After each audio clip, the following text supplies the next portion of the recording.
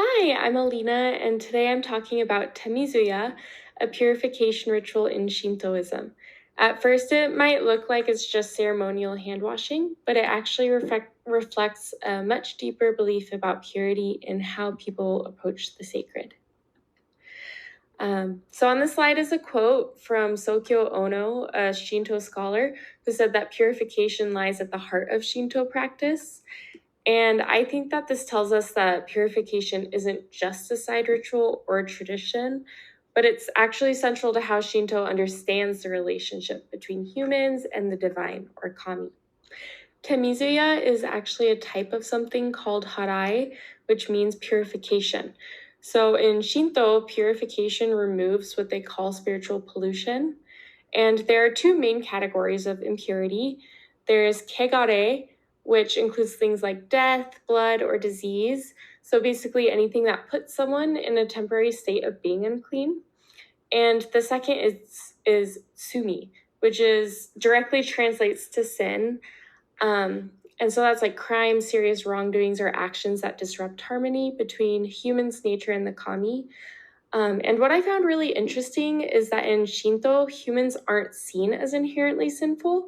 Impurity is viewed as something abnormal that happens, not who we are. And because of that, it can be cleansed. So this is what Temizuya actually looks like. It's a small water pavilion at the entrance of a shrine. And before entering the shrine space, people stop here to purify themselves. So first they wash their left hand and then their right hand, and then they pour water into their left hand and rinse their mouth and spit the water on the ground.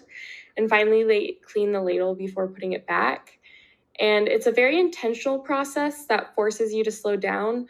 You can't just rush into the shrine. You have to physically prepare yourself before approaching the kami. And the idea of preparation before entering the sacred space actually made me think of the temple, which I'll touch on a little later.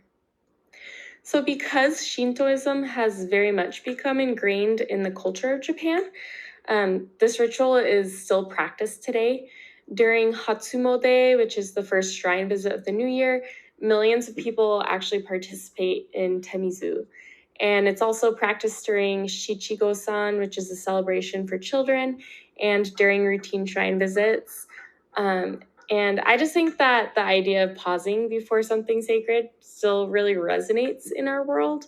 Um, since we live in such a fast-paced, distracted society, this ritual creates a moment of intentional reflection before entering whatever sacred space you're entering. So I just wanted to quickly share some thoughts and parallels that I saw in this.